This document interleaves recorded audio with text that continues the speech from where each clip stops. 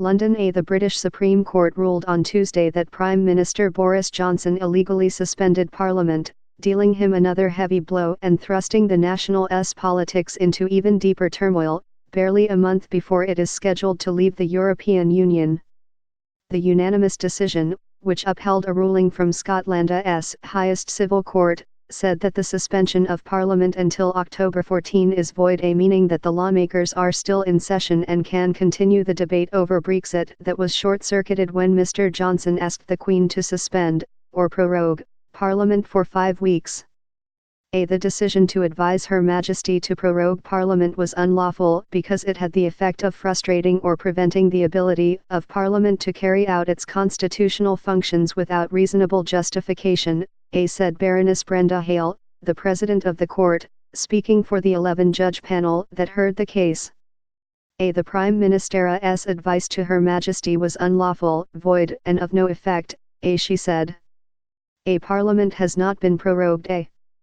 Though it has historically avoided politics, the court made a landmark decision to intervene in a fierce clash between Mr. Johnson and Parliament over when and how to exit the European Union.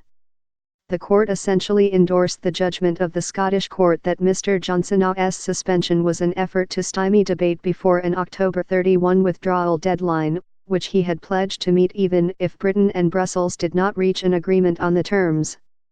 The Supreme Court judges have vindicated the right and duty of Parliament to meet at this crucial time to scrutinise the executive and hold ministers to account, said John Bercow, Speaker of the House of Commons, who presides over debate. As the embodiment of our parliamentary democracy, the House of Commons must convene without delay. To this end, I will now consult the party leaders as a matter of urgency.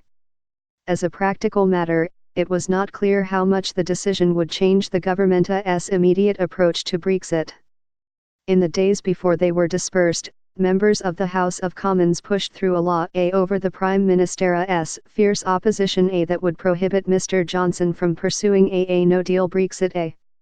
But in symbolic terms, the court ruling was a stinging rebuke for the Prime Minister.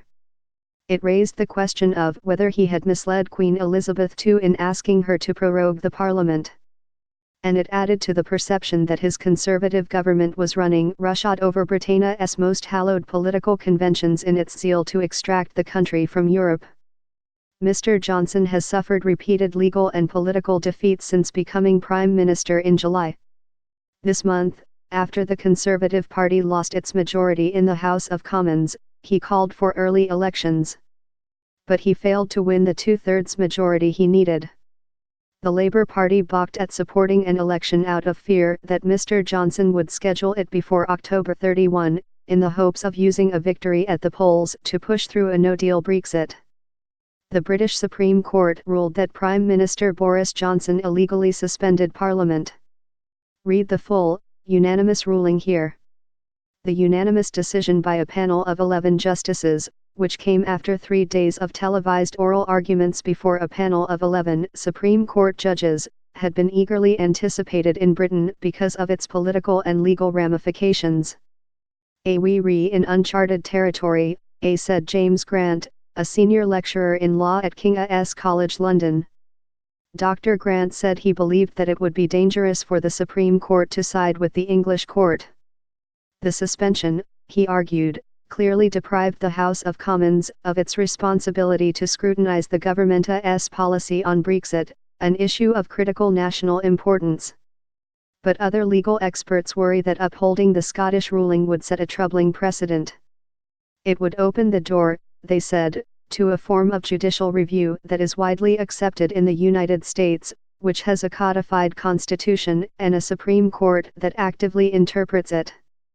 Britain, by contrast, relies on an unwritten set of traditions and conventions that have treated a sovereign parliament as the supreme law of the land. Once the courts venture into the political sphere and begin passing judgment on Parliament's actions, legal analysts say, there is no going back.